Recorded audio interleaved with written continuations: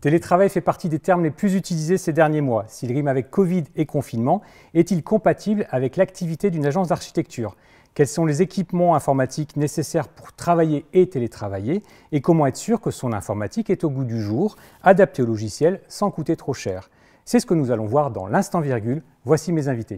Bonjour, je suis Fabrice Maty, je représente l'agence DTACC, je suis architecte associé et directeur du département travaux et exécution de l'agence. DTACC est une agence qui existe depuis la fin des années 50, qui n'a cessé de se renouveler.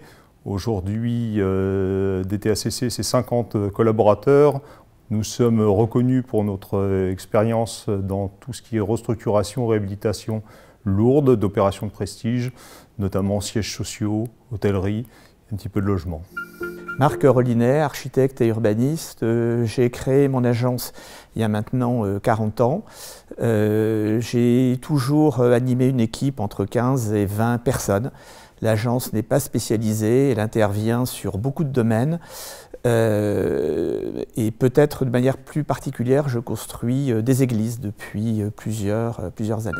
Bonjour, je suis Romain Héritier, je suis directeur des systèmes d'information chez JCRAM Group. On est un cabinet d'architectes, contracteur général, promotion et gestion d'investissement en logistique, bâtiment logistique et industriel. Et nous aurons sur ce plateau Fabien Bertrandon qui interviendra au fur et à mesure des échanges pour prodiguer quelques conseils. Fabien qui est BIM Manager chez Eurostudio.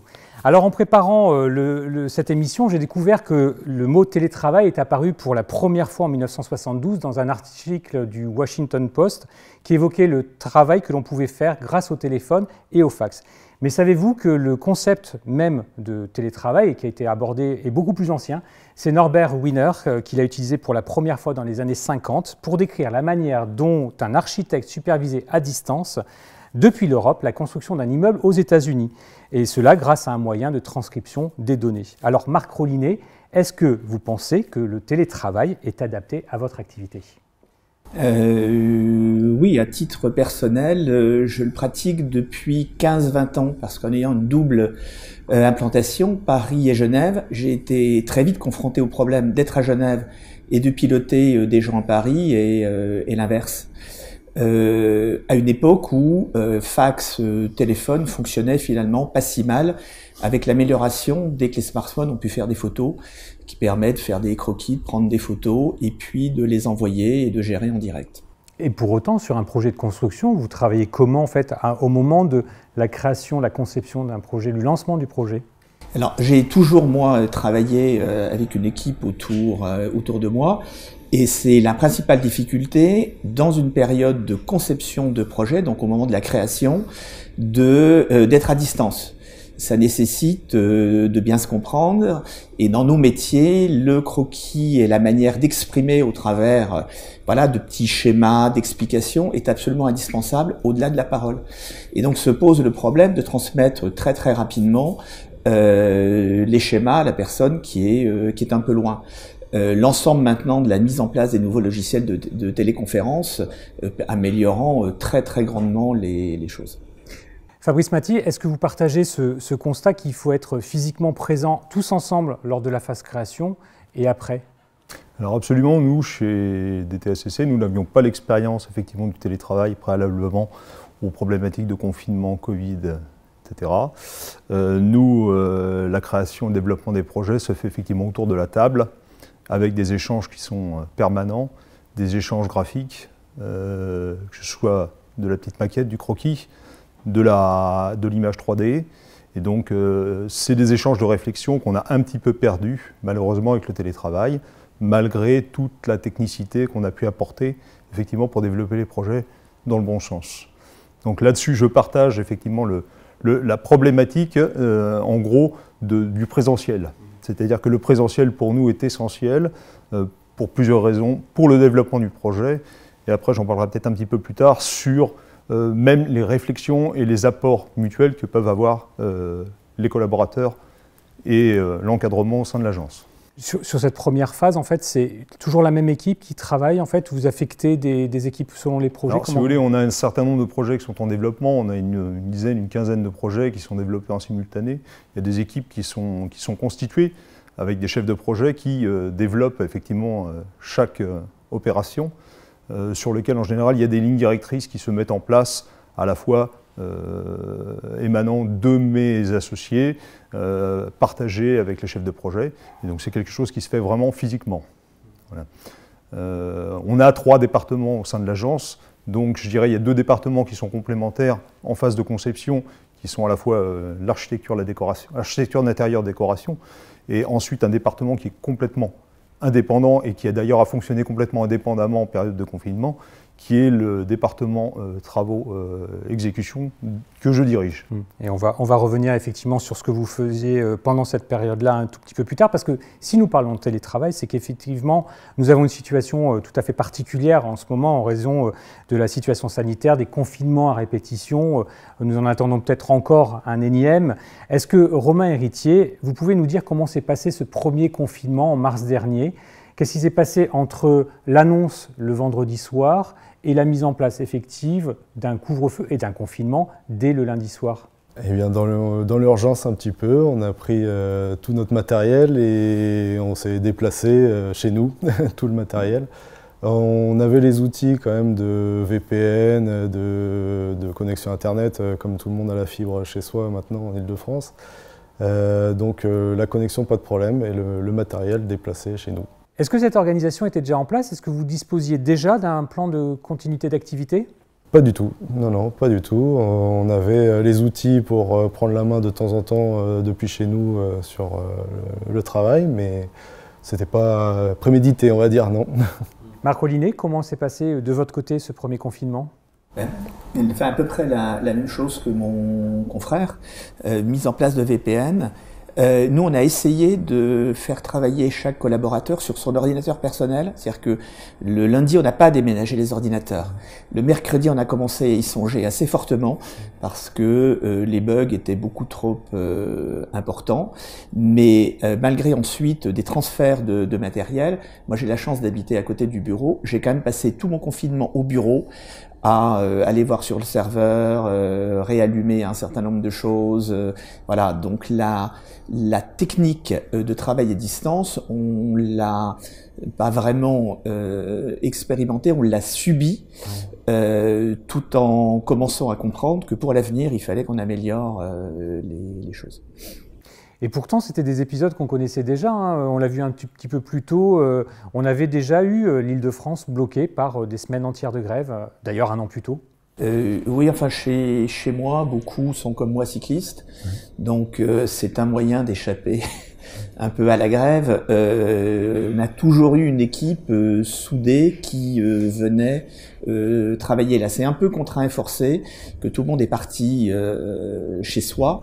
Et d'ailleurs, sur le deuxième confinement, après des échanges, tout le monde est revenu. J'ai la chance d'avoir suffisamment de mètres carrés, donc les distances sont respectées et tout le monde est revenu parce que c'est quand même plus facile. Les projets en cours, ils ont été arrêtés, ils ont été stoppés. Comment ça s'est passé exactement ? Tout dépend ce qui était lancé en termes d'études sur des phases d'études avancées, donc soit en phase finale de rendu de permis de construire, soit sur des dossiers à monter en dossier de consultation d'entreprise, soit sur des chantiers, les choses ont un peu continué. Tout ce qui était études préalables, à la fois des contacts, on fait pas mal d'urbanisme avec l'équipe, tout s'est brutalement arrêté, puisque à cette phase-là, et sur ce type de projet, les réunions en présentiel, y compris avec maître d'ouvrage et surtout des élus, sont absolument indispensables, sinon on peut pas avancer. Et là, il y a un arrêt et c'est pas forcément encore reparti un an après. Et comment se sont déroulés les échanges de fichiers? Ils ont été fluides, adaptés à la situation? Oui, on n'a pas eu de difficultés et à la fois dans les transmissions numériques, voire étant présent physiquement au bureau. J'ai aussi imprimé beaucoup de fichiers, pliés, mis dans des enveloppes et postés. Mais la présence, en tout cas ma présence, parce que je suis à côté, s'il n'y avait pas eu ça, je crois qu'on aurait pas mal galéré. Fabrice Maty, vous aussi, vous avez assuré une présence, peut-être en prenant cette fois la moto? Alors absolument, pas dans les 2 premières semaines en fait, on a été un peu pris de court comme tout le monde. On avait quand même anticipé parce qu'on comprenait un peu les mesures gouvernementales, donc en fin de semaine, on avait d'ores et déjà fait installer des VPN sur la totalité des postes. La plupart de nos collaborateurs, ceux qui travaillent sur l'opérationnel exécutif, ont déjà des ordinateurs portables, donc ils ont des connexions à distance. Tous ceux qui sont en conception, développement, eux ont travaillé avec leur matériel personnel, sur lequel effectivement on a apporté quelques adaptations et des VPN à distance. Voilà. Donc les 2 premières semaines, en fait, c'était impossible de se déplacer purement et simplement. Après, les associés se sont déplacés systématiquement pour faire des allers-retours effectivement à l'agence, déjà pour s'assurer de la maintenance du matériel, et puis pour faire les échanges avec les clients. Donc échange toujours en visioconférence, on appelle comme on veut. Et quelle est la situation actuelle? Vos collaborateurs, ils sont où? À l'agence? Chez eux? Alors, la majeure partie de nos collaborateurs sont revenus relativement rapidement, comme le disait mon confrère.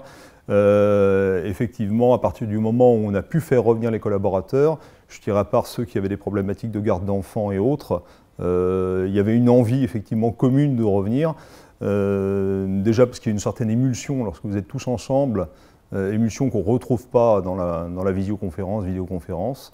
Et lorsqu'on a effectivement donné le feu vert, d'ailleurs certains collaborateurs se piétinaient pour pouvoir revenir depuis un moment déjà dans les locaux. Et on a aussi cette chance d'avoir de la surface et donc des mesures de distanciation qui sont respectées.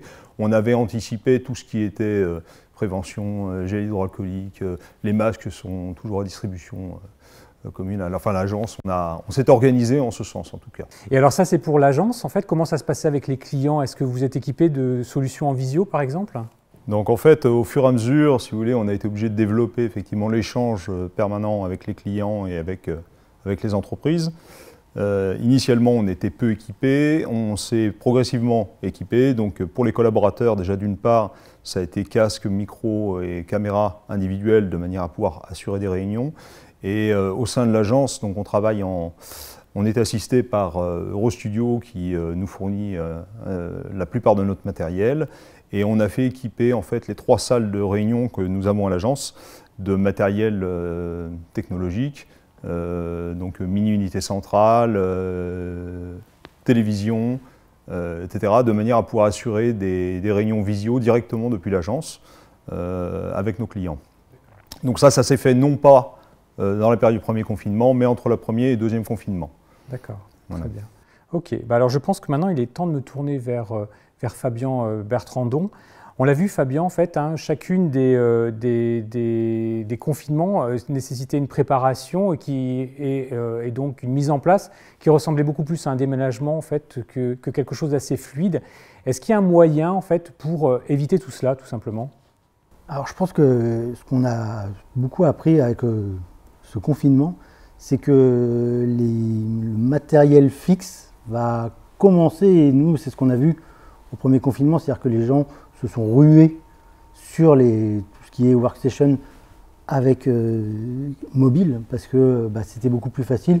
Il y avait toutes les problématiques de caméra, tout genre de choses qui étaient aussi embarquées sur ce matériel. Et du coup, on va le faire. Ça ressemble à un déménagement, mais ce n'est pas tout à fait un déménagement. La grosse problématique, ça a été les accès. Pour tout le monde, je pense, même si on met des VPN, même si on met des choses, la problématique, c'est que tout le monde arrive au même endroit pour réussir à chercher ces données. Et c'est là où il y a le plus souvent un triangle. Et je pense que beaucoup de gens ont mal vécu aussi ça, parce qu'ils avaient une habitude dans les agences d'accéder très vite à la donnée et aussi de modifier les choses très rapidement. Et là, un VPN, ça ne fait pas tout. Et des fois, il y a des gens qui prenaient les données chez eux, ce qui pouvait poser des grosses questions de sécurité. Parce qu'après, il fallait que tout le monde retourne la donnée, et là, on perd cette fluidité qu'on a quand on est dans une agence, et que là, on a complètement perdu. Alors, si je vous suis, en fait, plutôt un portable, par contre, pour les données, est-ce qu'il y a des systèmes, en fait, outre les VPN, pour pouvoir échanger facilement des données? Alors, chez HP, ils ont développé une technologie, alors que certains ont utilisé, C'est-à-dire qu'on prenait l'accès des machines qui étaient restées en local et en fait on avait entre guillemets un écran déporté. La machine restait dans l'agence. Ça utilise beaucoup moins de données parce que le VPN, on crypte les données. Là, c'était l'application HPZ Central qui permet de faire cette sécurité et les données ne sortent plus du bureau. Je pense que c'est une chose qui est vraiment à réfléchir, même pour des gens qui font du chantier, parce qu'on on casse son portable, on perd son portable, on se fait voler son portable, et les données, entre guillemets, elles partent dans la nature. Et je pense que cette solution HPZ Central va devenir beaucoup plus simple, et je pense que pour les gens, malgré que le confinement, ce n'est pas quelque chose de facile, mais va permettre d'ouvrir un peu les yeux sur ça. Romain Héritier, est-ce que vous pouvez nous décrire votre parc informatique et la manière dont vous gérez, par exemple, prenons le poste d'un architecte au sein du groupe, de comment est-il constitué exactement et à quel rythme en fait vous êtes amené à le changer? En général, nous on a besoin de beaucoup de puissance parce qu'on fait beaucoup de mètres carrés, des bâtiments de 100 000 mètres carrés à 150 000.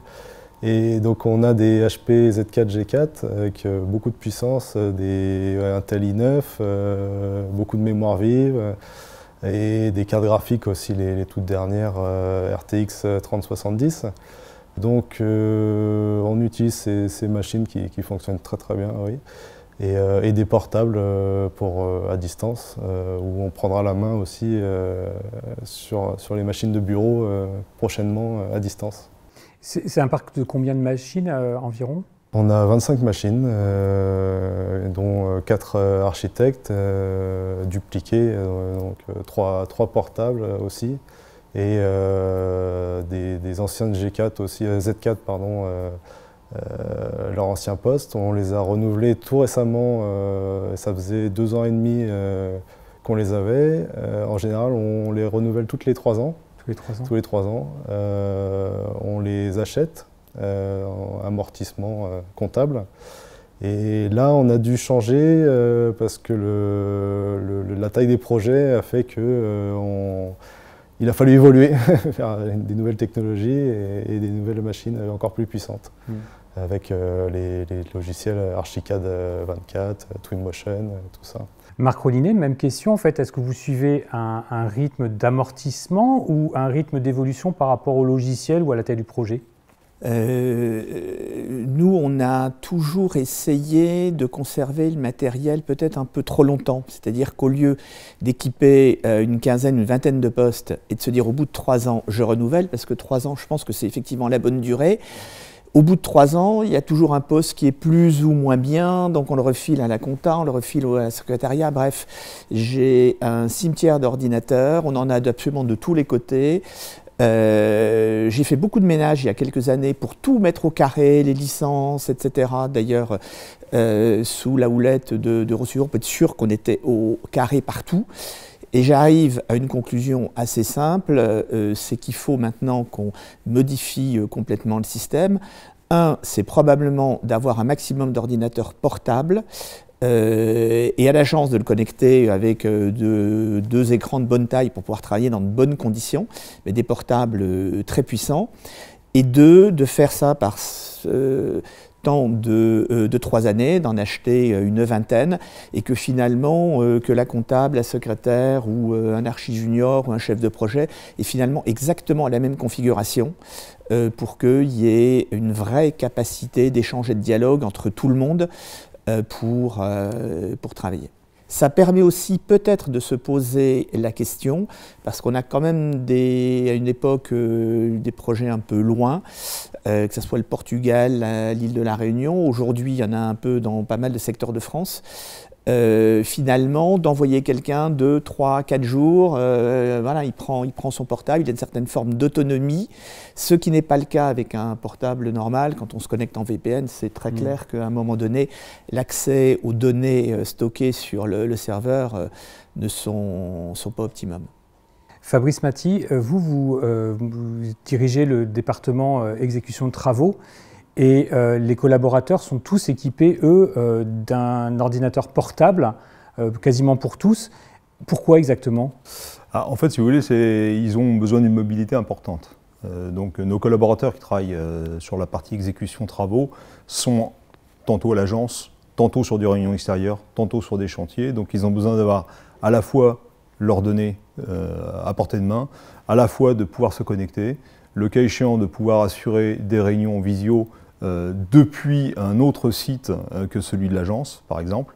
Et donc c'est cette mobilité qui nécessite effectivement l'utilisation de portables. Donc effectivement, toutes les équipes en exécution, à 98%, sont équipées de portables. Ceux qui n'en ont pas, c'est une volonté personnelle. Voilà. On a également quelques portables en spare à l'agence qui sont nécessaires lorsqu'il y a des personnes qui assurent de la conception ou de la mise au point, qui ont besoin effectivement de faire des présentations éventuellement à l'extérieur, à des clients ou à des entreprises, ils peuvent se déplacer avec des portables en spare. Après, tous les collaborateurs qui sont, eux, sur la partie conception proprement dite, sont équipés de matériel assez performant. Donc c'est du matériel qui, par la force des choses, est évolutif, puisque en fait, on prend des machines relativement fiables. C'est pareil, c'est des HP Z4, mais qui évoluent au fur et à mesure, puisque on a cette chance, effectivement, d'être aujourd'hui exponentielle. On embauche encore, en cette période compliquée, on embauche encore du personnel, des collaborateurs au quotidien. Et donc, il y a un renouvellement périodique qui se fait des machines. Et donc, c'est cette gamme Z4 qui évolue au fur et à mesure. Aujourd'hui, on a un parc informatique de plus de 50, entre 50 et 60 ordinateurs, en tout cas à disposition. Voilà. Fabien Bertrandon, est-ce que ce type de machines, les ordinateurs portables, sont compatibles avec les logiciels actuels? On pense à Revit, à Archicad, et sont suffisamment puissants pour pouvoir travailler de façon efficace? Alors oui, tout à fait. D'ailleurs, c'est toujours un couple, hein, quand le logiciel apporte des nouvelles fonctions, c'est que le matériel a suivi, ou soit il était en avance, soit il suit très très rapidement. Sinon, en fait, ça ne peut pas fonctionner. Le budget est de freiner personne. Et c'est très frustrant d'avoir le dernier logiciel, que ce soit Archicad, Revit, et qu'on ait une machine qui n'arrive pas à l'exploiter. Alors, on n'a pas beaucoup parlé de BIM, qui est une autre façon de collaborer, de télétravailler. Même chose, en fait, ils peuvent très bien fonctionner avec BIM 360 ou la solution d'Avent. C'est BIM Cloud. Alors oui, ça a été pas la révélation, parce que pour que ça soit sur Revit ou pour Archicad, c'est quelque chose qu'ils utilisaient souvent et beaucoup depuis très longtemps. La seule différence avec le confinement, c'est que les éditeurs, en fait, ont donné accès à leur propre base qu'ils hébergeaient eux-mêmes. Et là, du coup, la problématique du serveur ou de l'accès au serveur ne se faisait plus. Parce qu'en fait, on n'avait que des versions locales de notre fichier et tout le monde pouvait collaborer en même temps. Et là, je pense que c'est une des solutions qui va aussi émerger dans le temps. Alors, le temps file et je voudrais aborder juste un dernier point, parce qu'on voit en fait que les besoins, les machines, les logiciels évoluent. Alors, est-ce qu'il faut acheter ou louer? Marc Rollinet, que faites-vous exactement et que préconisez-vous? Alors, moi je loue avec une option d'achat en fin de parcours. De toute façon, l'option est tellement minime que c'est de la location. Mais c'est ce que je disais, je suis totalement décidé maintenant à m'engager sur des problèmes de location 3 voire 4 ans. C'est un problème de lissage financier entre les machines et le logiciel pour avoir systématiquement une bonne concordance. On est sous Revit, c'est des machines de plus en plus puissantes. Donc l'idée, c'est vraiment de louer. De toute façon, maintenant Revit est passé en location. Louer l'ensemble, c'est un coût, c'est à calculer, rapporter dans le cadre du coût d'un collaborateur. Voilà, c'est une somme entre 200 et 300 € mensuels. Il faut qu'on fasse avec, mais je pense que je vais évoluer de cette manière-là et renouveler donc systématiquement pour être à jour. Pour être le plus à jour possible. Ouais. Fabrice Maty, même question en fait, hein, quels sont les conseils que vous donne Eurostudio au quotidien? Est-ce que vous les suivez à la lettre justement pour pouvoir être le plus à jour possible par rapport à ces matériels-là? Alors je dirais déjà dans un premier temps, effectivement, on leur fait parfaitement confiance puisque c'est c'est un partenariat qu'on a ensemble, hein, vu la masse d'équipements qu'on a. Sur le principe, effectivement, on est dans la même logique. Nous, on a un renouvellement de matériel qui se fait régulièrement tous les 2, 3, 4 ans.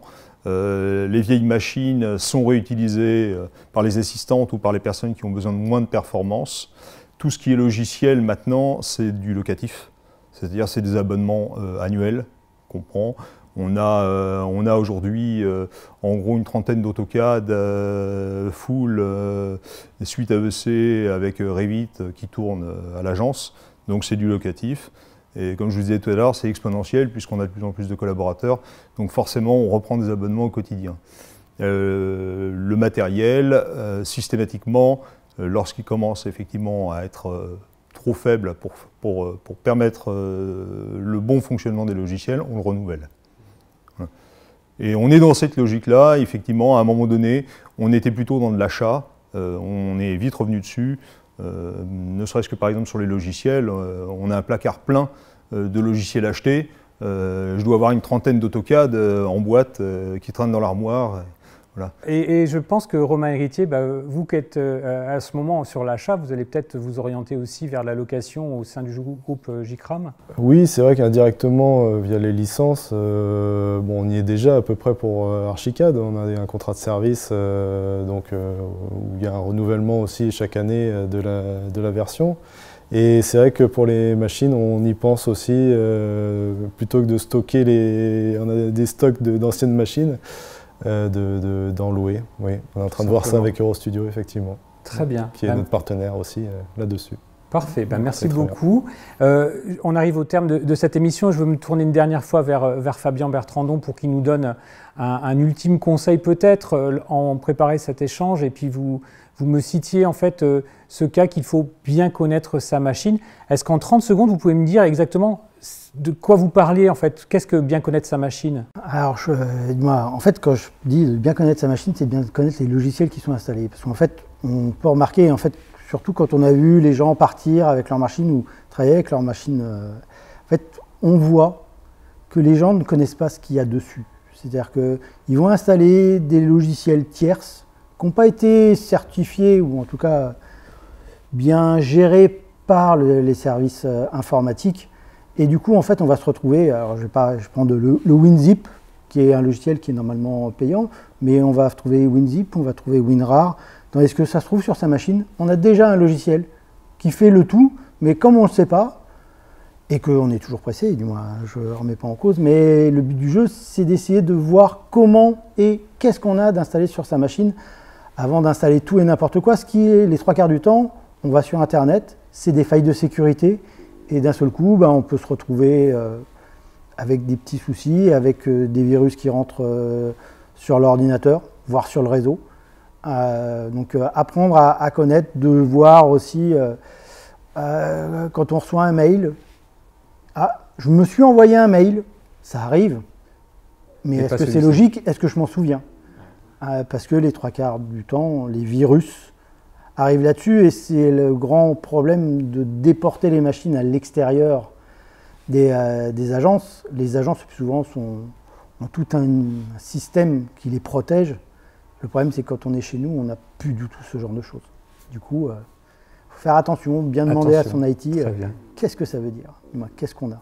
Très bien, merci. C'est sur ce conseil de bon sens qu'on va refermer cet instant virgule. Merci à tous pour votre participation et pour votre attention. Et à bientôt. Au revoir.